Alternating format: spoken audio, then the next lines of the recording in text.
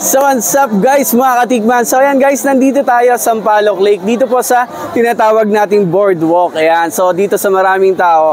At nandito tayo kay Kendrick's Brew. Ayan, so mga idol, nakita ko meron silang Vietnamese coffee. At saka yung kanilang signature na coffee na Kendrick's Brew. Ayan, so tingnan natin mga idol ha. Ito yung kanilang Vietnamese. So napakamura lang mga idol, 69 pesos meron ka ng iced coffee, no?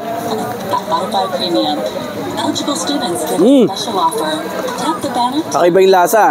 Parang sa kanilang talaga, sa kanilang na timpla talaga. Sarap po. 69 pesos.